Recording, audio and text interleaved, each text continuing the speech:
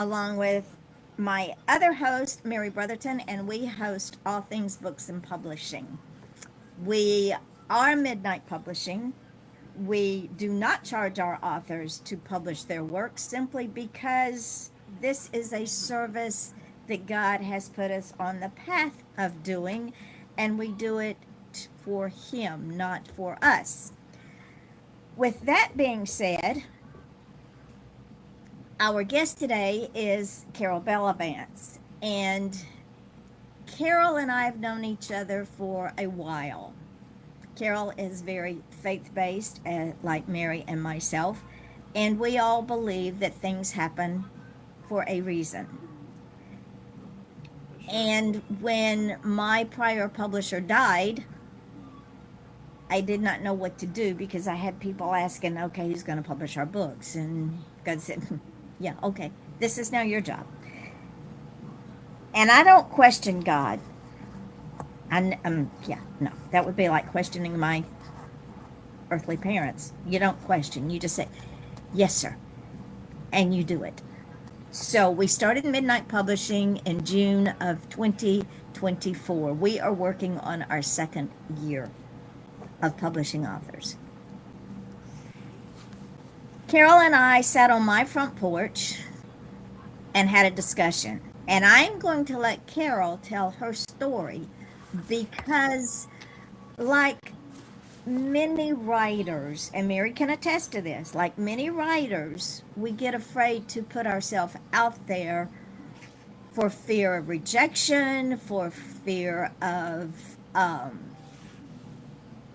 being made fun of, for fear of being told we're not good enough, for fear of people just going, what, it's a nice hobby? That is not what we do here. We are dream makers because God has given us this gift. So, good morning, Mary. Good morning. Good morning, Carol. Good morning. Welcome to the show. Thank you for coming. Thanks. And she has her sidekick, and I love it. He's a cutie pie. Yeah, come here, Panda. That's okay. I've had children. I have a Frenchie that's snoring under my feet. Oh, So, that's cute. without further ado, let's talk about your journey, how you got here, and the blessings that have been given and the blessings that have been received because A, you trusted the process, B, you trusted God, C, you trusted us, D, you trusted yourself because once you understood that God had given you this gift that we had to share, things started happening. So tell our audience about all of this. My journey probably started when we were talking from your front porch that day. Started from Connecticut because I had been involved with Christian music in Connecticut at the Danbury Coffee House. And we used to go, and every month they had musicians that would come and play. And when we moved to New York, my husband thought we should move to New York to help my mom. And I was very involved with a church there that was very much into having things shovel ready to be able to share and do different things. And I didn't want to move. I mean, I was pretty grounded, had a lot of really good friends and everything else. So I actually went to my pastor and asked him, I said, is there a biblical reason why I don't have to move? And he couldn't think of one. And I'm like, come on, So we moved to New York. We actually put our house up for sale. And my husband said, if we're supposed to move, that God will make us move. And if not, then, and it basically sold within, I don't know, hours. It was taking about 5 years to sell houses in the area at that time. And ours went up we signed the papers, and before the sale sign even got in the front yard, we got a phone call saying, we have papers basically signed. We know that this is going to go through. Have you found a house? And no, we haven't. So we went on a search to find a house, and we ended up in New York, in Rouse's Point. a lovely, lovely area on the lake there, a wonderful community. And we ended up at the Wesleyan church there that embraced us as home. But the story of getting there was basically of music from the Danbury Coffee House, because there was no music up in New York. There was no Christian music at all. And I had met Trevor through a friend of mine, and he had asked, he said, do you know anybody? Because he shared that passion of wanting to have Christian music up in New York. And he said, do you know anybody at all that you could think of that you could ask to come up? And I knew Dave Pettigrew from Danbury Coffee House. So at that point, I actually made a phone call and asked Dave, I said, by any chance, would you even consider coming up? And he, to my surprise, he did. And he never stopped. And the first time that we had some people gather, I think there were maybe 15 people. And I thought, oh, he'll never come back. And he's like, nope, this is what you do. This is how you grow it. We'll continue it and everything else. And he went from Plattsburgh to Rouse's Point to Moores. He was over in Vermont. People in Canada had wanted him. He helped basically Trevor, who had a dream, and Trevor Finley up at Moore's camp. He helped Trevor basically in starting Up North Worship, which is going to be its 5th year now up there doing that. And all these musicians have come in and everything else due to different things that just God put together the pieces of. And so from there, when my husband had cancer and my mom had dementia, and she has Alzheimer's with Winters and everything else, a friend of ours had helped us in moving this way for things to be better, basically, for our lives and everything else. And a dear friend of mine that life would not be the same without. And this whole thing of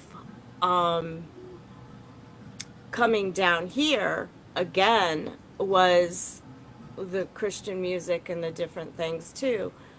But if you know anything about Dave, you also know that he doesn't just do Christian music.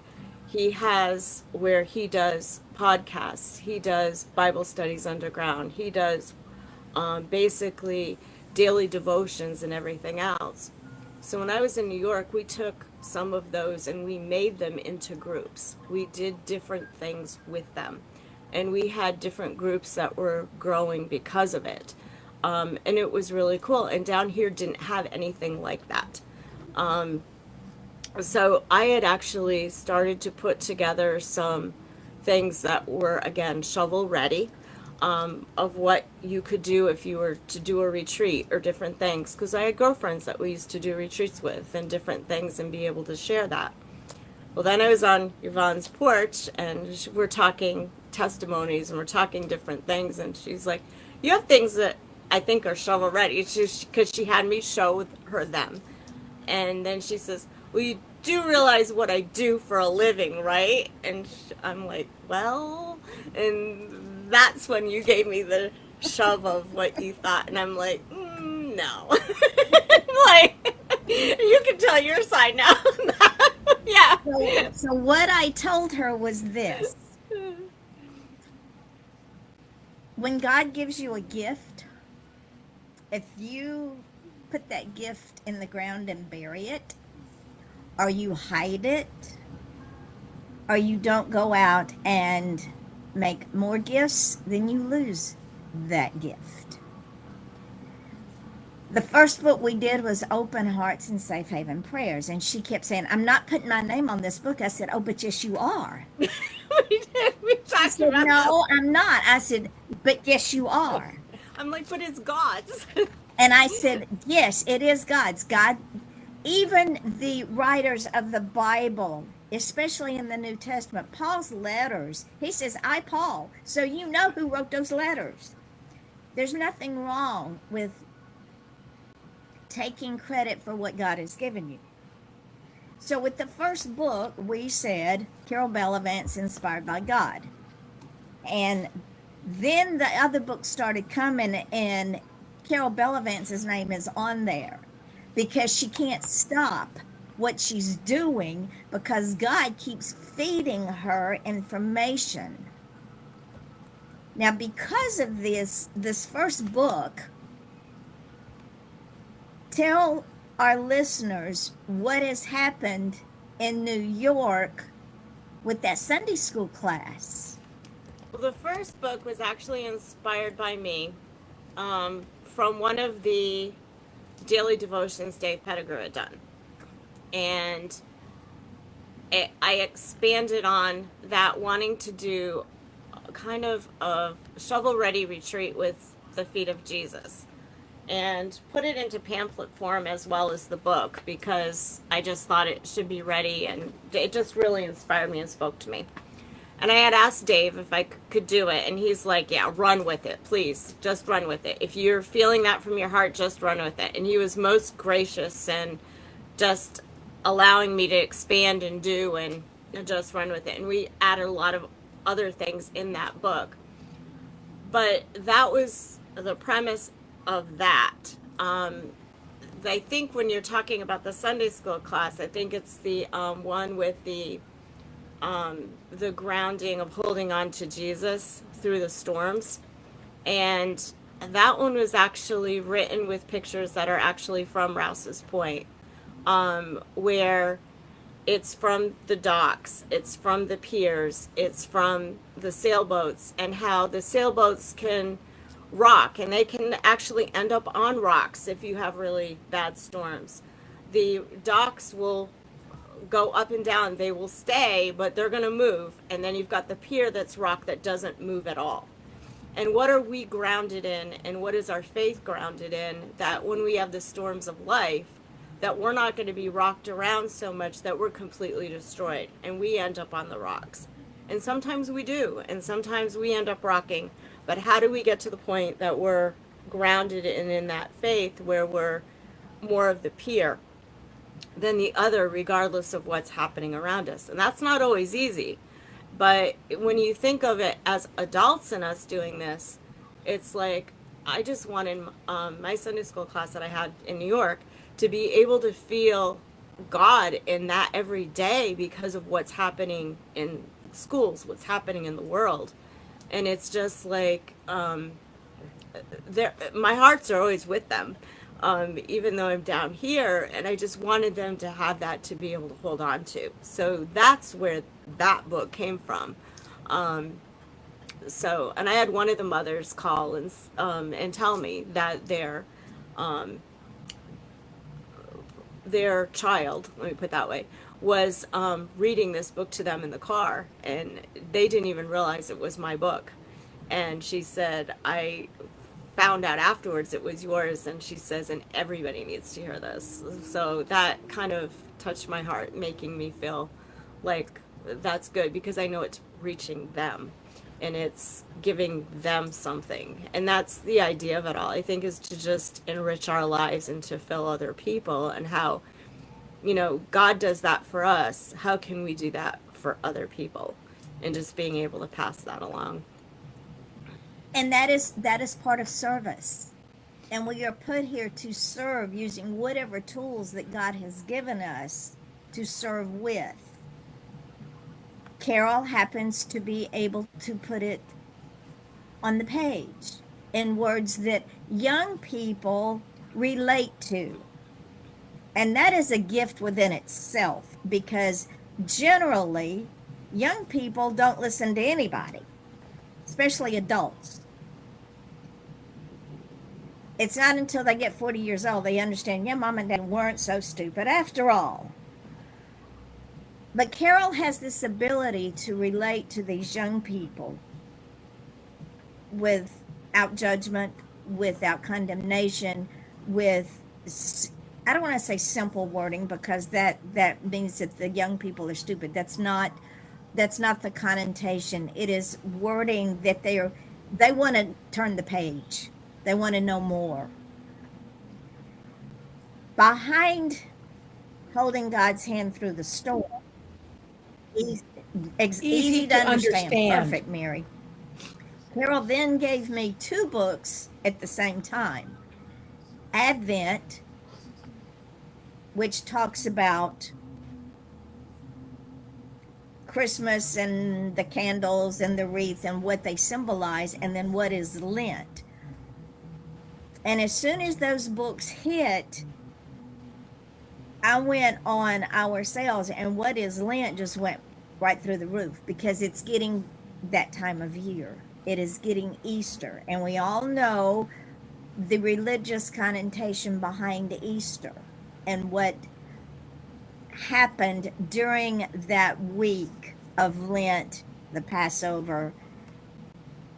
And so Carol is reaching a group of people that might not have been reached had she not used her God-given talent. So when we say, trust us, trust the process, trust God, there's a reason for that. And Carol's never looked back since. And I'm so proud of you on so many levels for just letting it go and letting God. And I know you got something else in the works. I do. I was inspired by something else, again from a Dave thing, and I'm just waiting for permission from him. If he gives a sign of approval, I will. It's ready to go. If not, then I need to respect that. So I'm just waiting for word on from him on that. But yeah, it's just it's been a journey, because as you know, I don't like to be out in the public. I don't like to be center of attention. So this has been really hard for me. Let's put it that way. And Yvonne knows I've been kicking and screaming the whole way. But on the other hand, Carol, think about this. You don't want to hide your light under a bushel. No, I've always been small group, and I think that's even like what I've written, and I think things like that have been about bringing people together, or bringing the connections and that type of thing, but actually doing it in more small group form. And I think any book that I've written, you can do that with. And I love doing that myself. I have friends that we've done it with, different groups I've done it with, that I just love to get small groups together. Right. That's a passion that I have. So, yeah, chat message. Yeah, you could do I got that a too. chat message from Bonnie. Yeah. I just flipped over. I thought I saw something come up just a few minutes ago. She said amen to what we were talking about. Uh, so, The thing is, and Mary and Carol and I have talked about this at great length. When we open ourselves up, and these 2 women know me, I don't like being out, but people make me tired. As an empath, they make me extremely tired. So I understand where Carol's coming from. I understand where Mary's coming from. However, we cannot do what we do without interaction with people. It's that simple. Do we have to go crawl in a hole and regenerate? Yes, we do, because it's tiring. I can only imagine, Carol, how Christ must have felt when he was mobbed by the masses. Because take our empathic abilities and our getting tired by being with people, and multiply that by tens of thousands for 3 years of his life. He had to have been exhausted. and how he had to retreat and Yes, pray. So if exactly. he has to do that, we need to do that. You are yeah. well put.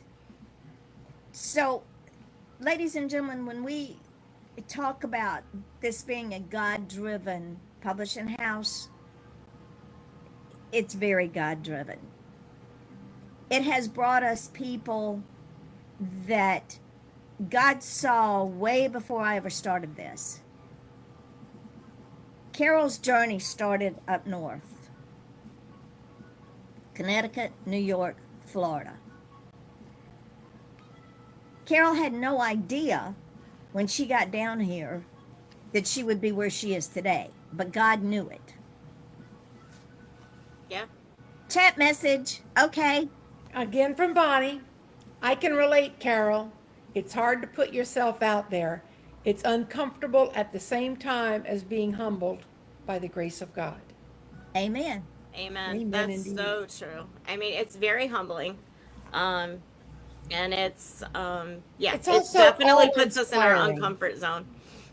Yeah. It is, For me, it's awe-inspiring too. It's like you want to shout from the rooftops, look what God has done through me. But Well, you it's all also, God because he's even met me, and Yvonne knows this. He's met me like at 3 o'clock in the morning, just like so heavily, and given me these things that it's like, no, you have to get up and you have to like put them into book, into Yeah. form, because if not, it becomes too heavy to carry. it does. And you It have does. to like release it and put it on paper, because otherwise it just you can't carry it. It's just, and that's God. I mean, Yeah. that's a true sign that that's God. I mean, 100%. that's not me. That's all him. So and let me tell you what else happened, ladies and gentlemen. My daughter, who is my author's biggest promoter in the She state is of such a Georgia, good cheerleader. she and is. she works at night, and she said, if y'all will send me swag, basically bookmarks, business cards, whatever, I will hand them out at work. Carol was the very first person to send her bookmarks and her books. And as soon as she got them, seeing it's real simple, as soon as she got them, Brandy took them to work and handed them out. I did not know that she had already done that, but I went on our sales page and I'm seeing Carol Bellavance, Carol Bellavance, Carol. What happened here? What has moved this? Come to find out, she had handed out the bookmarks at work, and as soon as she handed them out, people were going on and ordering the books. And then a couple of nights ago, one of the ladies said, have you got any more of those bookmarks? Can you get any more? And Brandy said, yeah, I got them in my backpack in the break room. Why? They said, we want more to hand out to our family and our friends. So, again, when Carol started this journey, God knew what the plan was. He didn't tell her because he didn't want to overwhelm her and make her say, God, can you send somebody else? Because I'm Jonah and I really don't want to go to Nineveh. Really don't want, but God, I really don't want to go. I'm not smart enough. I really don't want to go to. And God said, I'm going to put you to belly that well. So what Carol didn't realize, but God did, is by her being on this journey, she's touching lives that may be the only way these lives are touched is through her books. Nobody else could touch that life, but you could through your books. Dar I'm has sharing joined the us. story. Share the story of the next piece of that, because I think that's cool about that God connection. Go ahead. No, because that's your story with your daughter about Share about, huh? it. You share it. No, go ahead. You tell it well, because you tell it better than I do. But that is such a God story. That is like so cool. Which one? There's so many. I forget. The one that she met through the bookmark that wants to write the book. Oh, the Oh, child. the child. Yes. The child. Okay, so last night I did a live on my Facebook page because I had some exciting news to tell. And Brandy gets down there and she says, I got something in the works. I'm going, oh dear, what have you done now? I never know with her. And then she explained to me that her LTL, which is her boss, was very excited because her 12-year-old daughter was in a group of 50 that had written a book and she was in the top 5, and her book was on display at the school, and her mother was very, very excited. And Brandy said, well, if she wants to get published, I can hook you up with a publisher. She said, my mother's a publisher. She went, what? She said, yeah, my mother's a publisher. She said, and the best part is my mother does not charge anything, and your daughter gets all of her royalties off the sale of the book. And the mother was speechless. Brandy showed her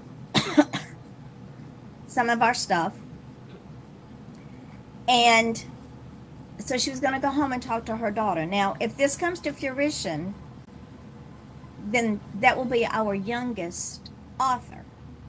And again, it has to do with Brandy promoting the authors, Brandy taking Carol's bookmarks to work, and putting our authors out there. And what Brandy also told Jennifer was, do not allow any other publisher to try to get a hold of your daughter, because they will rape and pillage her. They will scam her. And she explained to her about traditional publishing and about the scam artist. And Jennifer was just agog. And again, in this industry, ladies and gentlemen, it happens on a daily basis. Scammers and vanity presses. I was on looking at another on my feed this morning where an author sent $6,000 to a publisher. $6,000 for him to publish his book. He asked for the book back. The publisher wouldn't give it back to him, but yet the publisher put it up on Amazon. And the publisher's reaping the money from that. Exactly. And you do so much for us. You really do. I mean, it's just We are even doing- from, I mean, even I'm everything. I mean, you've from book covers to the first one to redesigning, because I was not in that phase of, and then What about just those being able to videos? relinquish and have that trust and everything else in the process. And you've made it very simple and very, but it was being able to relinquish that. And it's just, yeah. And it's, So now she just sends me a manuscript, says, here, go do it. So much easier that way. I'm moving on to the next book. Well, we talk ideas and stuff, but yeah, it's just like, yeah. I mean, there's just such a trust there now It's that so much it's just easier when you don't have to micromanage. no, not at all. There's a trust. There's a certain humbleness about it, and there's just that God's hand is in it, and it's I don't know. There's a peace about it. Chat message. Bonnie said all those videos that went out yesterday are fantastic. Thank you. And they are. And I was telling Yvonne before the show started, I got approached yesterday by 2 different artists wanting to help me collaborate with my children's books and whatnot. So I thought, I'm going to follow this rabbit down the hole and see where it leads. And one of them got back to me. She won't touch AI, but yet she's a digital artist. I'm not sure how you can say you don't touch AI if you only do digital art. It's the same thing. It's just got a different name. And she only charges $75 per image. Now, if I use somebody who charge for a 32-page children's book, which is what I typically do, that's $7,500. I've already published, 8 or 10, 8 or 9 books, I don't remember. You've got some I amazing. lose track of what I've done. I can't afford that. That's almost $10,000 per book. Now They aren't made of money. let's think about this, girls, because when I was on the live this morning, I think I made this statement. We are a global company. We are an international book selling company. Yep. December, January, we've sold books in over 11 countries, and it's already started again in February. on our website, we are seen in 48 countries. We are seen in 411 regions, and we are seen in 253 cities. Our YouTube channel is 4,054,495 views. We're on the YouTube TV. So we operate with no budget, no money, and look what God has done. Talking about the 5 loaves and 2 fishes. Yeah. But yet somebody wants to charge $75 per image. They're a digital artist, which is AI. I don't care how, when you, as Sarah Palin used to say, you put lipstick on a pig, it's still a pig. I don't care what you call it, it is still AI. You are still taking something from something and creating something else. I do it all day long. When we do what is right, when we give God the glory for driving this train, and we accept that He has a plan, and we understand that we are part of that plan, even though we don't know where we're going, it doesn't matter. We're on this journey. Carol is seeing things happen in her life. She's reaching people that she might have never reached with the retreat. Yep. God's working definitely through it all. You can see it. And I welcome that, because that, I mean, if that's something that God can do, is use it to reach other people, or to reach other homes, or to reach other communities, or people to use to be able to do their own sit around tables or retreats, or just have group gatherings and being able to talk about Him.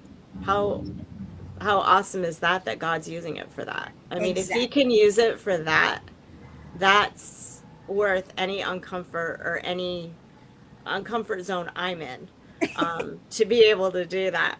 Matthew Jones, if he's watching, my friend of mine, he'll be laughing, going, "Oh yeah, mm-hmm." Well, Yeah, okay, let's he knows how much I hate this. He'd be like, "Yeah, uh-huh." okay, Like, I'll be getting the side eye. I know it right And now. you know, that's, It's just like, yeah. So go back to your Bible. yeah. Who was Jesus's main man? Peter. Peter. What did Peter do? He when denied tried to Him. speak? He stuttered. Yep, he did.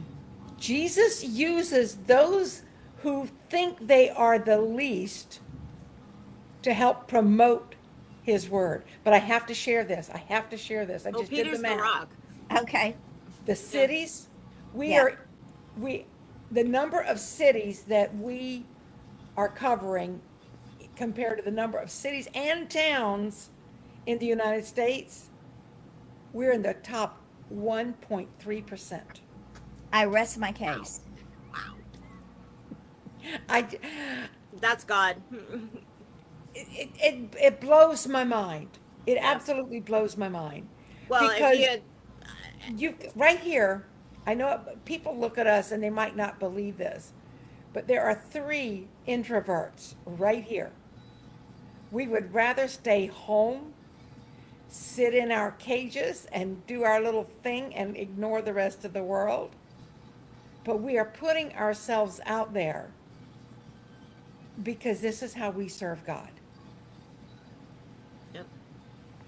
And He doesn't tell us how to serve, He just says serve. Yeah. He just says go. Bonnie just said, wow. Yeah, I am constantly in awe when I do the math, and I am not a math person. Math does not like me, but I love statistics. Me too. And so I love to take the books that are selling or the authors that are doing well and compare them and see what Amazon says. I mean, when you look at the numbers of where our books are ranking, knowing that there are,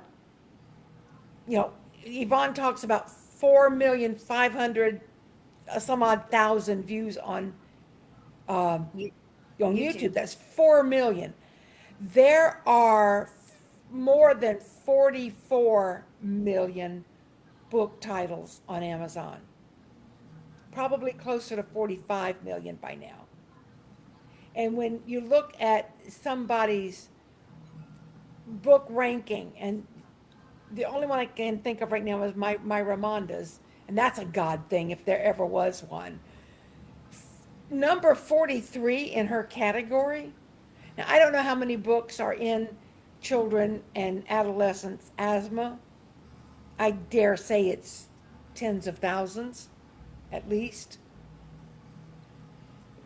But I get bogged down sometimes in the numbers. It just makes me so humble and so proud to be associated with Midnight Publishing. Thank you. Yeah, when you post some of the things you do, it blows my mind. It's just like, okay, that's God, because it's like, that's God. It's Well, just, God, wow. Did you ever think, Miss Yeah, it's Carol, humbling. It's very humbling. Yeah. did you ever think you would be a best-selling author? No, never. No, no. And let me say this real And quick. from the porch of Yvonne's office. I'll alarm you. Did bring up Just for my bringing hand. her flyers for an event that was going to be, she was doing for the veterans. This is how it developed. It's just, I yeah. know. I want to say it was Chris Dunham who made a comment because we had given him an award for some of his book sales, and he was like, "Well, I'm pretty sure this is just on Midnight Publishing." Yes, but it doesn't matter if you are a best-selling author at Midnight Publishing, if you're a best-selling author at the New York Times, which we'll get into that in a minute, or if you're a best-selling author on the street corner. You're a best-selling author. that is And at some point, I want to take, I need to dig into Yvonne's statistics and figure out which one of Midnight Publishing's books is the top seller of all time. well, that's an easy thing I can do. Silent Scream. Probably. I was gonna say, I like to hear those stories too of how it affects people, how it enriches their lives or makes something better. Bonnie just said, well put. Did y'all know? Well, I know Yvonne knows this. And Chris and Yvonne and I talked about this last week. To get on the New York Times bestsellers list, publishers have to pay. It's basically buying an ad. Yep. So And it's not, yes, it does propel book sales. Yes, it does help people look and go, oh, well, I should buy another Stephen King book. Why? But we are, whether we are the top seller for the month or the year or the whatever, in our own right, each one of us Midnight Publishing authors is a best-selling author. one If book at a time. only in our own home. One book at a time. And the Yep.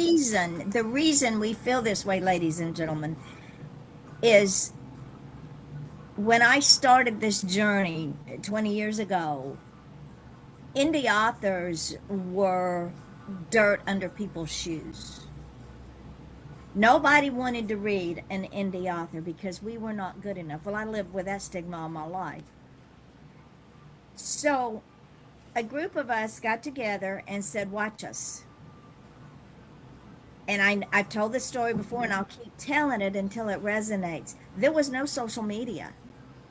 The first social media I had was MySpace. That's how far back I go. The only way to publish our books was through Lulu. And now Lulu's stepping up and working with, I think, somebody else because they're trying to horn in on Amazon, but that's another whole story. So, and we had no way to market our books. There was no AI. There was no websites. There was no way to market. We created ways. We marketed each other through MySpace. So when I tell you that this has been a 20-year journey to get here, and all of these young writers out there, all these young authors out there that think they have stumbled onto something new, they haven't.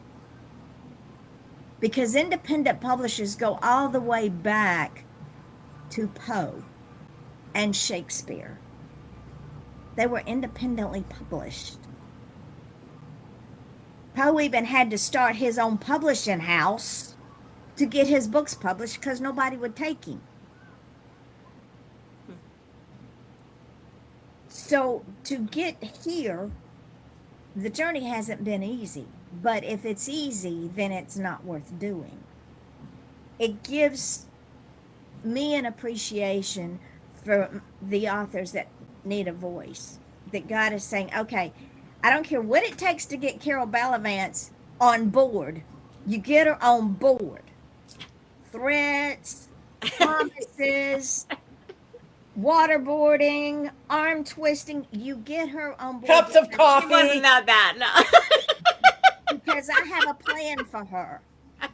I have a journey I want her to take because I see something down the road that what she's got locked in that brain of hers is going to help someone else. So I don't care what you do, you get her on board. No is not an option.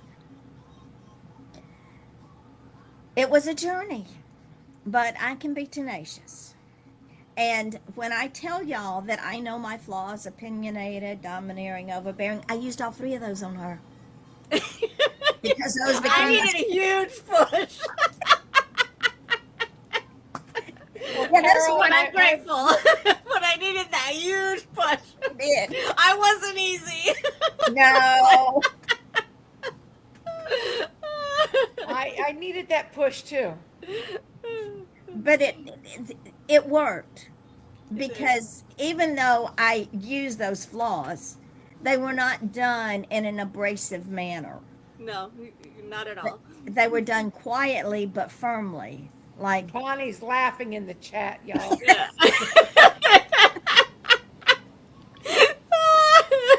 because God has a plan and I'm his vessel.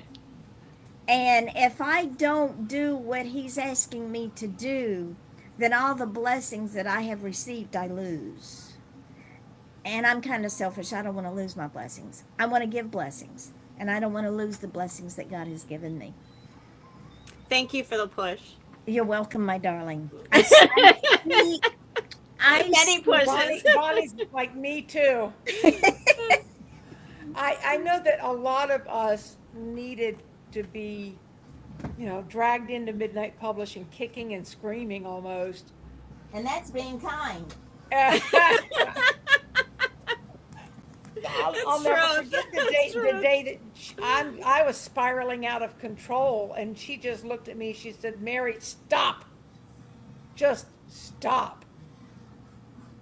And then she gave me my assignment. I do really well with assignments. I do really well with challenges. I quit taking dares when I swallowed a whole boiling jalapeno pepper on a dare. That taught me that dares aren't good. But give me a challenge and an assignment, and I'm all over it. But the deer in the headlights look was worth it. What? You're telling me to stop? Me? Me? How dare you? Pretty much. Because I can. My husband calls me she who shall be obeyed. So here's this, well, Dale Veely says that Yvonne is a 4 foot whatever, 4'11", 10-foot skyscraper because her energy is so much bigger than she is. And we learn, you don't, what, remember the old commercial? You don't, nobody messes with Mother Nature. Yeah. It was a butter commercial. And that's kind of how I think all of us feel about Yvonne. Don't Yeah. mess with Mother Yvonne. She's not to be reckoned with. Well, I can I share a little something? Absolutely. Okay. And when we were doing the event for the veterans, Dave was there with Matthew Jones. And Matthew Jones had written a song just for the veterans, and Dave was there doing some music for the veterans. And they were wonderful and everything else. And if you had ever told me when I was in New York that they would come to Florida to do all this, I would have been like, yeah, right. So that in itself was a God thing. But then when Dave met Yvonne, he was the same thing. It's like, I love this lady. She's like so on fire, and she's like got this together and everything else. And she says she'll keep them in their place. And it was so funny. And it's like, he's like, if she ever wants to do an event, I'd come back and do it with her. So, so yeah, so it's that personality just shines through on what you do. It's definitely Chat Another message. chat message from Bonnie. That's why I loved her from day one. Jason loves her for that very reason. Now, I don't know who Jason is. That's her son. Okay. He comes and disc jockeys for us some of our events. And because, ladies and gentlemen, this is another thing that I've been doing since the Stone Age. Because I've been putting on events all of my life, and because I learned at a very early age how to be structured, how to do things in order, and how to keep things running smoothly, even if there's a hiccup. And You there's just- always a hiccup. But you just go and quietly fix the hiccup and move on. You don't make a big production out of it because it doesn't matter. Nothing is ever perfect. But when we do events at our clubhouse, I run the front. My president, he runs the back. That is the kitchen and the food, and I run the front. And I have got it down to a science. We can set that hall up in about 45 minutes. Because everybody, when they come in to do volunteer work, I've had the same group of people for 3 years. They know what they're supposed to do. They come in and they do it, and there's no egos involved because I don't allow egos. If you've got an ego, take it outside and leave it at the door, or take it with you and go back to the house, because we don't do egos. But everything runs on a schedule. And if the train tries to jump the track, we just gently put it back on the track and move on.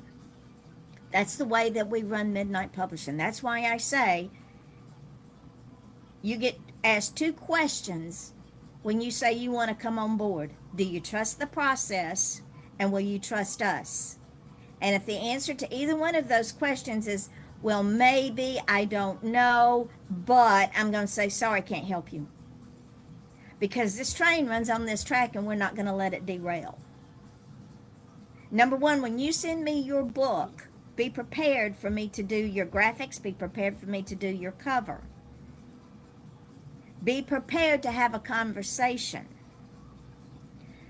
Case in point, my sweet little Aaron Frakes, who he is just gobsmacked. I think the boy is still speechless. He'd been rejected by a publisher. He's Mary's son. She sent him to me, and he came with trepidation. Lots of trepidation. Got his book ready. He had a cover that he was happy with, and I said, we're going to go with it. And I said, this is what the back cover looks like. I put a transport with people in it in the desert. And he said, can we take the transport off? I said, absolutely not. And this is why. Because that transport is the meat of your story. And if you take that transport off, then that story becomes just another sci-fi. And once you put that shadow on it, he was thrilled. He put the shadow on it. Oh, did he? Yeah. He I said, thought you did that. No, he said, are you okay with this? I said, yes. It's another one of those things, I can't let go. But he'll get there. But anyway, when I sent him everything and I said, okay, this book is going up because he had been rejected by a publisher. He said, what? I said, yeah, it's going up on Amazon. Will it be live as soon as? No, it won't be live because we do pre-marketing. That's what it's all about. You build the anticipation. I said, you'll have Kindle pre-orders. Everything that we put up, we put on a Kindle pre-order. Carol can tell you some of her books were pre-ordered by Kindle. Just drops down when it goes live. And I said, but the book doesn't go live until the 28th. Until then, I need you to step up, get on social media, and start putting out what I'm feeding you. And he's done it. But he learned to trust the process because his mother had already told him, if you don't trust Yvonne, it ain't going to happen. Yep. I kind of had to hammer that into him. And you know, it's comical, is the word I'm using. Good friend of his is also an author, and he hasn't published anything yet. He starts a lot of books, but he hasn't finished anything. And so when he saw the cover, immediately he told my son, "Oh, I don't like that cover. I think you should hire somebody to do an official cover that's better than this, and should, you know, you blah blah dot dot dot dot." And I asked my son, I said, how many books has he published? 0. How many books has he finished? 0. How many publishers does he actually know? 0. So he doesn't even know what he's talking about. Exactly. And the funny thing, after I had that conversation with him, I mentioned it to my husband, and I didn't tell him what I said. Curtis came back with pretty much the same thing. Well, if this other guy doesn't have any books published, he can't speak from experience. And on top of that, my other son, Aaron's brother, whom Aaron absolutely adores, has his older brother, came back with almost verbatim, word for word, what Curtis had said and what I had said. So now he's got 3 people saying, you've got a woman who's been publishing books for more than 20 years. You've got your mom, who's been publishing books for the last 4 years. And you got this guy who has 0 books under his belt. Who do you think you should trust? And so Aaron said, well, I think I'm going to trust Yvonne. Good, because if he'd have told me to take the book down, guess what it would have cost him? Oh, I've already told him it would cost him at least $50. Because he signed off on it. Yep. And I know that you sent him one email that said, if you make any last minute changes, there will be consequences. Yep. And I told him, I said, when she says consequences, she means money out of your pocket. But not $75 per image. No. And the thing is, it was his front cover. Yeah. That's the one, and we've made it work with the videos. Oh, yes. And if anybody out there hasn't seen Mary's children's books with all of the images and all of the graphics in it, they're phenomenal. So Thank you. you should check those out. They're magical. And They are. even They're like amazing. graphic novels. And I'm working on another graphic novel. I've just got to find a way to wrap it up. And those are actually going around where my mom's in a memory care unit, and with Alzheimer's, and they're not just for kids because they're actually going around that memory care unit. That's Nice. awesome. So yeah, they're really close. The, So yeah, the Well, I thing because know- color's the last thing for Alzheimer's patients Yes. to lose. Oh, I So didn't know for that. them to be able to have something that's a visual with a lot of color that's is really good. cool. Great Yeah. therapy. Yeah. I'm actually in the process, following up on Grandma's heart attacked her. I'm trying to come up with other things like that along that line, like Alzheimer's or hearing aids, or Grandma needs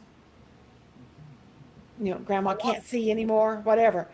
I've got to figure out what it will be, but had that idea that this needs to be a series of medical. Now, let's let's let's since we're on children's books, let's touch on another author who, when she sent me her book, and I tried to do graphics for her book, and she was insistent on doing photographs that she had taken. And then she sends me an email and is asking about graphics for another book.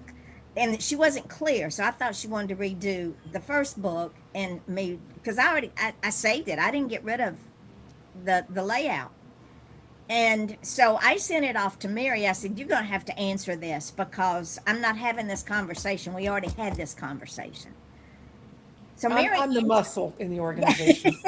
and she also knows her personally. So Mary I'm the had, verbal muscle. Mary had the conversation with her, and it wasn't about that book at all. It was about another book that she wants to do that involves her two grandchildren. And she wanted me to take photos of her grandchildren and replicate them with graphics. And I said, Mary said, "No, that's not the way it works. Yvonne creates the graphics from the pictures in her head while she is reading this book. And she doesn't just pull one or two. I spend hours pulling down graphics. And then I go back and find the best one that suits. And if I put one up there and then I go back and look at it and I don't like it, I say, no, we're going to replace it. And I go back into my stash. One image out of possible dozens or hundreds. One. Yeah, one.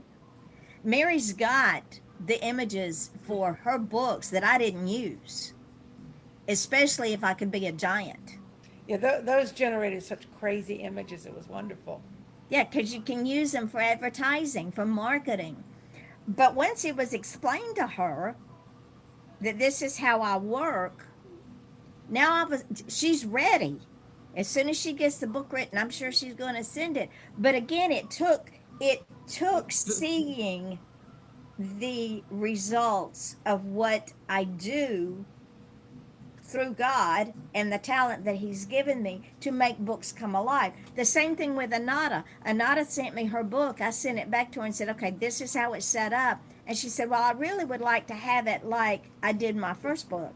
And she sent me the graphic, and I said, "Anata, I have a question. Do you want to stand out or do you want to blend in? It's that simple." I said, "At Midnight Publishing, we don't blend in." I said, And "Hence." I know what her first book looks like because I did it. Right. And like you, I made a lot of options before I could come up with the ones that we settled on. But they were done in the style of traditional children's Yes. books. And there is nothing traditional about Midnight Publishing. No. We don't do things the way everybody's always done it. You know, that I like the that creativity. that old expression, that's not how we used to do it back home. It doesn't fly here. No. And you know, just because I heard it was told as a joke, but it's really a kind of a life lesson. Young couple got married. He got his first paycheck and they went out and bought a roast.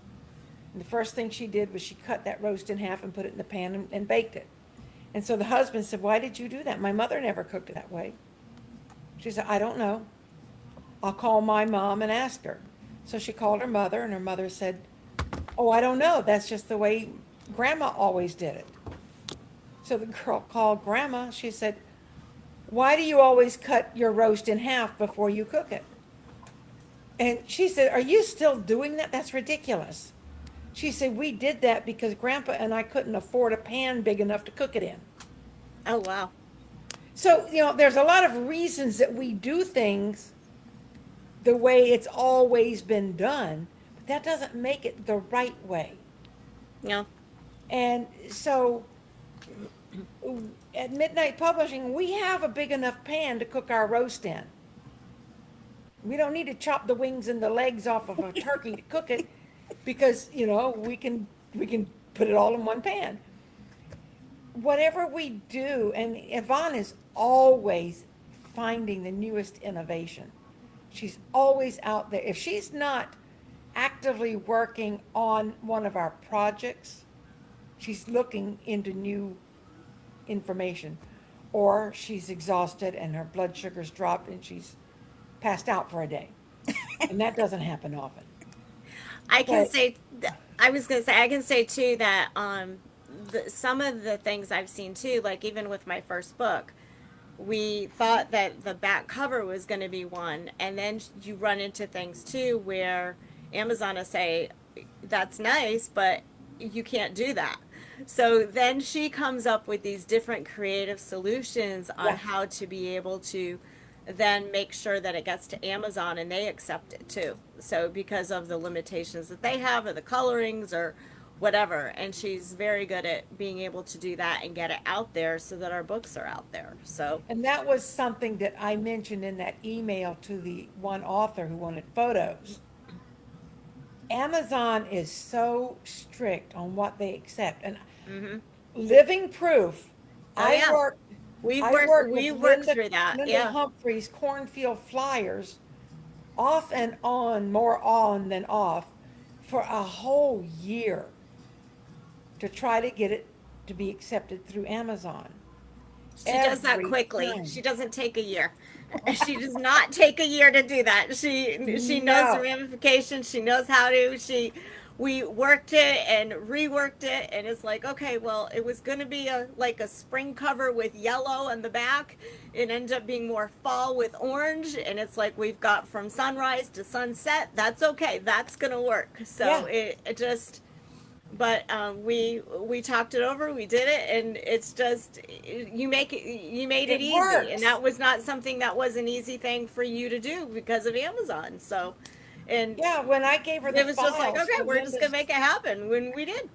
yeah, So I gave her the files for Linda's book, and I gave her files for two of my books, and I honestly expected her to take at least a month, maybe three, one per book, especially the one that I struggled with. Within 24 hours, not only did she have Linda's book online, it had sold a copy. And then she had my two books up within, the next 2 days. I don't know what she did. I don't know how she did it. I don't care. no, She she's made it work. amazing. She's amazing. And ladies and gentlemen, I'm a party of one, both in my personal life and in my professional life. And I don't mean that I am by myself professionally. I am a party of one when it comes to putting these books together. Yeah. And there's a reason for that. The more you mess with the book, the greater the chances are you're going to screw it completely up. Well, you So I don't am, need a committee no. to do what you do, because then you'd have, however how many people are on the committee, even if it was just me. Well, maybe you should move. I mean, good Lord, I know I can't help it. I try really hard not to do it, but I mean, like, okay, when you did Lizard Patrol, but his paws aren't white. I know Yvonne was probably going berserk over me. I was thinking, I have several voodoo dolls here. How much do I love Mary? That's how I got the heart attack. Oh, That no, I one wouldn't. pin. Please go pull it out. But the reason for that, ladies and gentlemen, is when I am working on an author's, I take their books very personally. And I don't want them messed up. And not because somebody would deliberately do it, but by the time you pass manuscripts and book covers back and forth through emails, especially book covers and graphics, they lose their pixels. They become They distorted. degrade. They're degraded. You're absolutely right. And a lot of times the manuscripts get degraded. The files get corrupt, and then you lose part of the manuscript. So I am very strict about handling these books. Call it OCD if you want to. Call it over management if you want to. But we right now have 100 books published out of this house. Only 100 or 100 and change? No, we have 100, a total of 100 books published out of this house. Well, you know what I'm going to do? And we've sold 53 of those. And some of them are the same title, but we've had. And that was just in February. Yes. Plus, Kara's book, Salt Covered Lives, has 7 pre-order sales for Kindle. I heard that this morning. And Aaron's has 8. Nice. So we're doing something right, ladies and gentlemen. And I can't. When I go on a certain, I'm not gonna give them credit for naming this the group page, because what they're telling their authors is sad. I saw this morning a gentleman, and I think I mentioned it earlier in the podcast, that he paid a publisher $6,000 to publish his book. $6,000. Now that's hard money.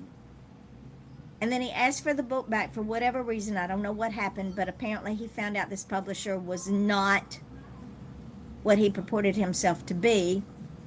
Publisher refused to give him his book back and then published it on Amazon anyway and is reaping whatever rewards from that book. That author needs to send you the manuscript, retitle it, get a new cover, new ISBN, and sell his book himself. Exactly. And I am very protective. So is Mary, of our authors. Anytime that one of our authors gets a scam email or a phone call or a DM or, oh, for free, I will publish your book. However, it will cost you, if I edit it, $3,000. We want those because we go back and we have a conversation. And I put it up everywhere. I've been scammed by a publisher. When I first started many, many years ago, my publisher ran off with my PR person to Michigan and took all of our royalties with them. There were 7 of us. I said, burn me once, shame on you. Burn me twice, shame on me. So the trust is not in my vocabulary. These authors will tell you they get, and this was something else that Brandy told Jennifer last night, these authors get every bit of the royalty money they are entitled to. Sometimes it's $50, sometimes it's over $100.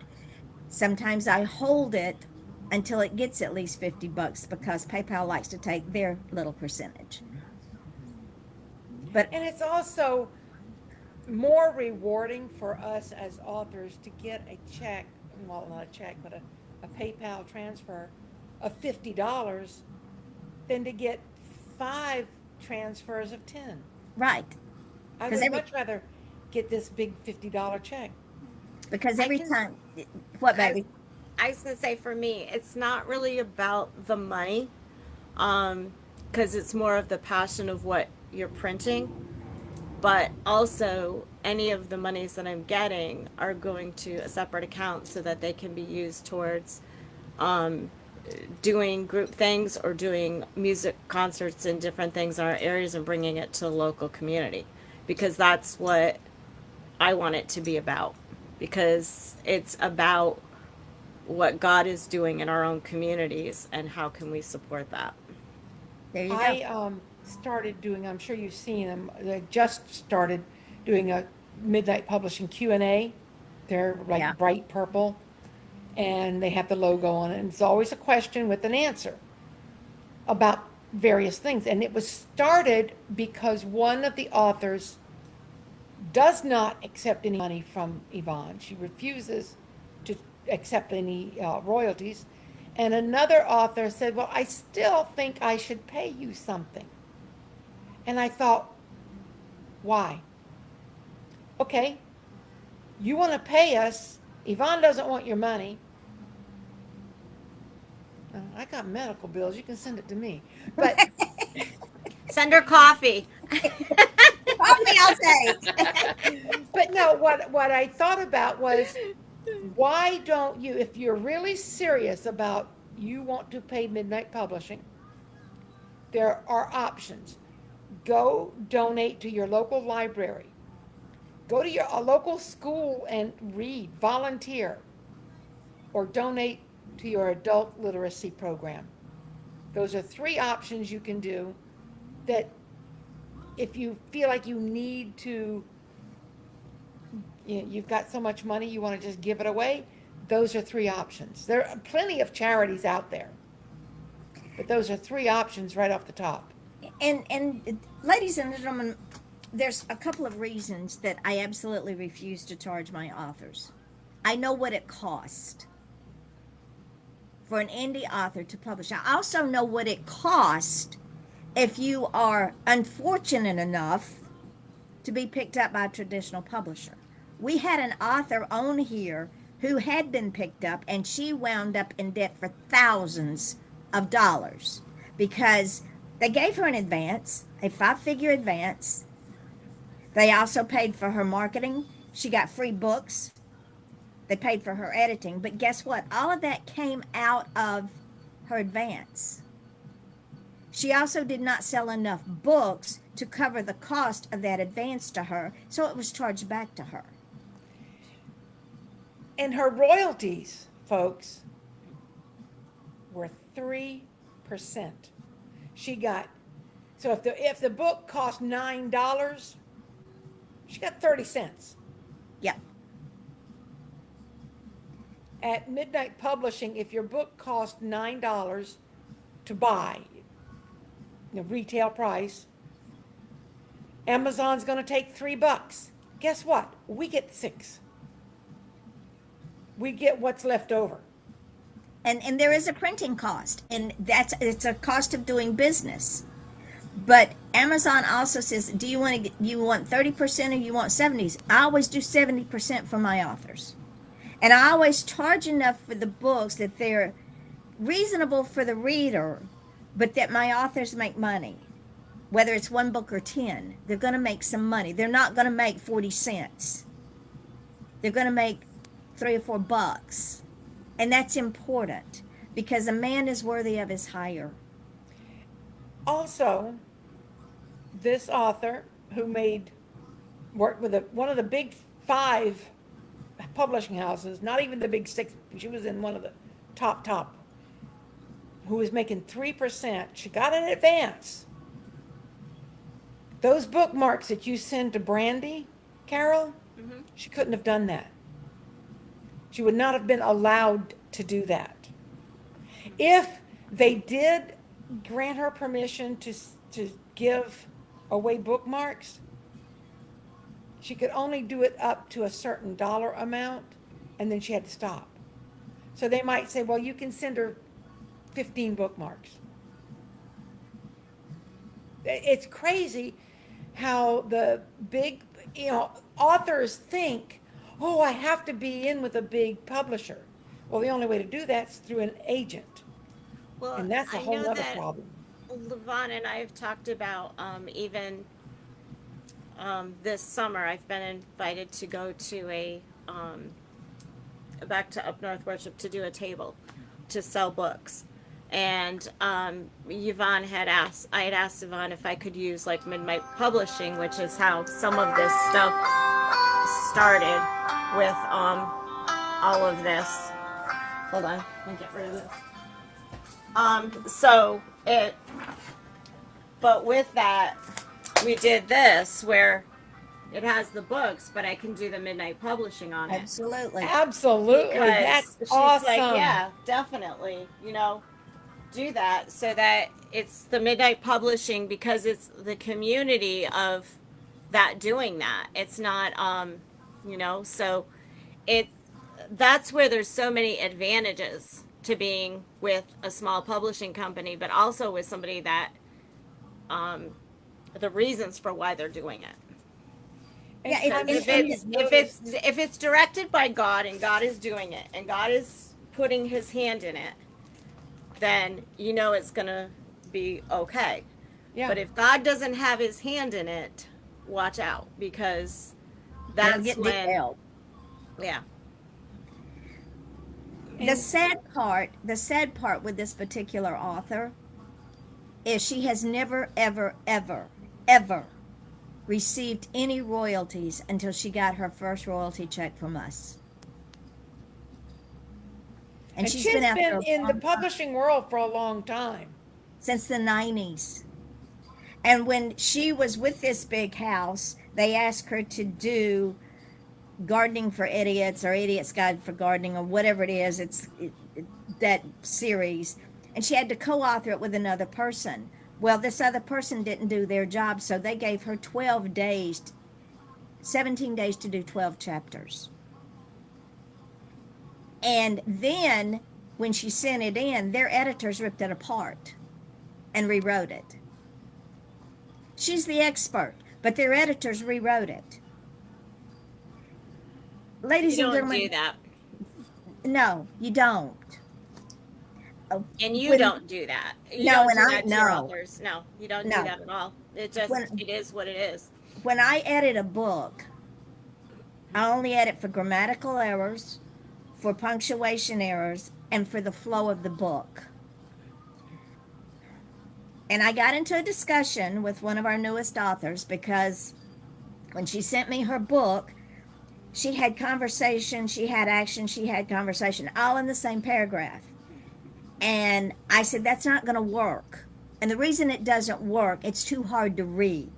The book does not flow. She said, well, I went to a creative class and a publisher told me how to do that because readers don't want to read a whole lot of different paragraphs. I said, he who can does, he who can't teaches. Yeah. And I said, trust me. If I'm You having need that trouble, visual break. exactly. If I'm having trouble with the flow of this conversation, you got a reader out there who just wants to read and doesn't want to have to go back 16 different times and reread a paragraph. Yep. That was Break my it up. dad's favorite line that you just said. That was my, yep. Rework it. So if your character is having a conversation, then all of a sudden they decide to do an action, you break that up and then you bring them back into the conversation in a different paragraph. Don't put it in one paragraph. I call it a paragraph of diarrhea, because all you're doing is just throwing out words. And when people see a little bit of writing versus a lot of writing, they shut down. They do. There are And, authors and I won't read there's because this thing on social media called TLDR that people will post in response. And that means too long, didn't read. exactly. And this is what, and so she went back and she reworked it.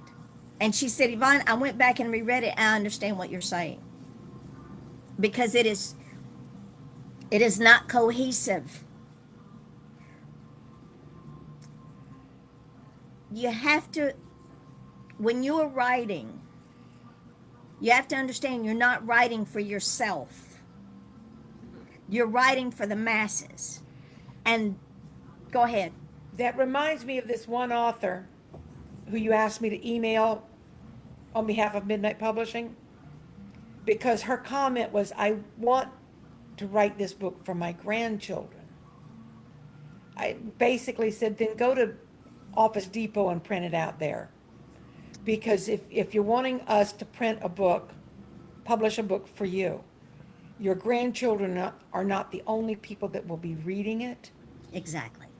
And you have to trust that Yvonne can create something that will appeal to your grandsons, but also to everybody else's grandsons and sons. And that's And important. so that kind of, she wrote back, thank you for explaining it. I didn't think of it that way. Ladies and gentlemen, you have to understand in this business, when you write a book, yes, you're writing because you have to write, but you also have to write it where it appeals to an audience. Now, not every book is going to be for everybody. I say this all the time, but there is a book for everybody. You want your book to be that book. Case in point, my true crimes, I have gotten threats and hate mail because of the way I write my true crimes. That's the way they're supposed to be written. I have a law enforcement background. I write from a law enforcement point of view. My books are not for the masses unless you're really into true crime. Because I don't tell you about my victim's favorite color or their best friend in high school or how popular they were or they were Or what the kind of truth. grass they were found dead on. Yeah, that no. You get raw, ripe law enforcement crime scenes, verbiage, and if that's not your cup of tea, fine. Doesn't mean I wrote it wrong. I think that's where every author, every person that writes is what is your purpose for writing? Exactly. And we all have a different purpose of what's bringing us there and what we're doing. And that purpose will reach And the right people. Right. And that'd be a balance for whoever you are. Like Exactly. my balance Yvonne for doesn't me and what just I'm write choosing to true do crime. is for a purpose of what I want to, what I'm seeing. Like Exactly. with the small groups or the different things and how, what my journey's been. And somebody else's journey will be something different. What were you saying, Mary? I was saying you don't just write true crime. No, I do You not. also write cozy mysteries. You also write failure is not an option. The dream catcher. I'm telling you, is that book alone is part of my. It's in my core now, and I scoured it one day and I just started looking for Stanleyisms, and it's so much fun to get a glimpse into what, not only who Stanley is, but also Yvonne's family. It's a book that I would recommend to anybody at any level for any reason. It's just an amazing little book. Doesn't cost much. Doesn't take long to read it. I had a purpose when I did it, but I actually read it in one. I didn't just read it in a day. I read it and I gleaned and I pulled things to be used for future posts. Mm-hmm. Well, Not everybody can write in multiple genres like Yvonne does. now I write horror, I write comedy, I write dramedy, I write cozy murder mysteries, I write true crime, crime fiction, thrillers, Children's books. children's books, Mm-hmm. and that's because I have many brains under this skull. They're all mini computers, and on any given day, one of them will either short circuit or go into overdrive. I got nothing. You've So- got a lot, and you've got a huge testimony too. So Thank it's you, my just- love. Yeah, you do. Well, You've got this talent. this morning has flown by so fast, and I have to go bowling. So, Carol, what are your last few words for the listening audience? I don't know. I just hope that anything that I do, I guess, with this can bring hope. And surround yourself with that. I mean, it's like I do that even like with sometimes like with what I wear, like with like even like there's hope, or just knowing that there's love around you and that God loves you and that there is hope, and live the love, because we're all in it together. We're all in this world together. It's just can we build each other up, and how we can just get together, and if any of those books can like put you together in small groups or something like that, and we can build with each other, especially when it's built with a firm foundation with God or Jesus. I welcome that in so many ways. And her So, books are Open Hearts and Safe Haven Prayers, Holding Unto God Through the Storms, What is Lent, and Advent. Mary, what? And they're all on Amazon, and they're all on Kindle, and they're all on Audible. All of them. So you got no excuses. Carol Bellavance. Bell Bellan. Yeah, that word I can't spell.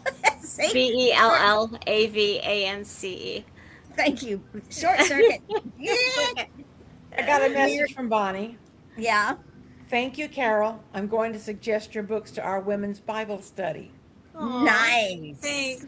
Thank you. I hope you enjoy them. So I look forward to feedback. And there you go. review. Review. Yes, please. Yes. So, Mary, what are your final thoughts? My final thoughts are multiple and varied.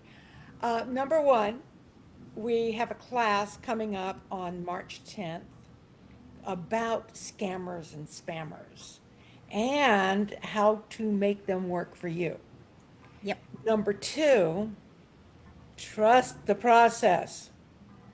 If you can't trust the process, trust Yvonne. If you don't know Yvonne, trust Carol. If you don't know Carol, trust me. If you don't know me, that's your loss. And We got number three, just because we are a God-driven organization, that does not mean that we are a religious-driven organization. Amen. We are non-denominational. Exactly. You don't have to write books about God or church or religion or prayers. I tend to write about angels and dead people, but I also write about heart attacks and friendship, and throwing people from the balcony. Don't be afraid to reach out to us, because the only thing Midnight Publishing will not work with are erotic authors. We just don't have any time for that. We don't need any how-to manuals on that. We do So not. other than erotica, please don't hesitate to send us your manuscripts. First, go to Midnight Publishing on Facebook, download our guidelines.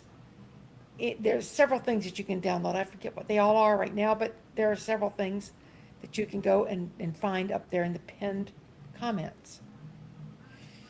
And And then if I can do it, you can do Absolutely. yeah. She ain't lying. Yeah. It's her testimony. She ain't lying. Carol she was December's bestseller Yes, she of was. all the authors on That's Midnight God. Publishing. That's And God. we had a banner month in December. And it hasn't stopped. And this is another thing, real quick, before we close the show. Ladies and gentlemen, the first quarter of a new year, there's no retail sold. Been in retail all my life. People don't buy except for necessities in the first quarter of the year because they're paying off credit card debt from the silly season. They're getting ready to file and pay taxes, both income, state, and probably property. So there's no extra money. Well, let me tell you what God is doing. Midnight Publishing is selling books. We're 3 days out from the end of the month. And we have already sold 53 books, not including the 8 pre-orders for Manifage and the 7 pre-orders for Salt Covered Lies. That's 15 pre-orders. Yes. That's awesome. So that is 69 books, basically, in 25 days.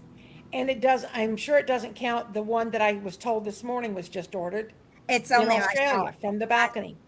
Oh, no, it's not up there yet. So that's 54. That will roll over either later this afternoon or in the morning. Once it pops up, that'll be added to it. So, ladies and gentlemen, Midnight Publishing knows what they're doing. Been doing it a long time. What we offer, you can't afford anywhere else. No. 4 million views on YouTube and we're on TV.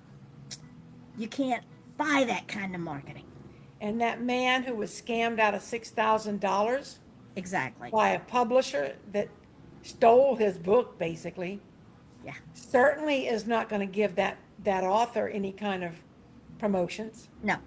He's not going to give him his money back either. So find us. We're not that hard to find. We're everywhere. If you Google us, we pop up. And if you Google your books, Carol, front page, boom, boom, boom, boom. Yeah. When's the last time you Googled yourself, Carol? It's been, I don't know when I've done that. Do it. You will be amazed. Trust Just and put your believe. name in, or better yet, put the name of one of your books. Yeah, pops right up. See what happens. So Okay. with that, ladies and gentlemen, Carol, thank you, my darling. Thank you for coming on board. Thank you Thank- for everything that you've done, and I just You- appreciate you guys, both of you. So You are thank welcome. So, Mary, my love, I will talk to you later. Yes, ma'am. We will be back here next Wednesday. Not sure yet who we'll have on, if it'll be Kara Benson or if it'll be Darlene J-Jo, but we'll have somebody. If not, we'll do our thing, because that's what we do. Yes. So until then, I love you all. Love you. blessings. We'll see Bye-bye. you next Bye. time. Bye. Bye.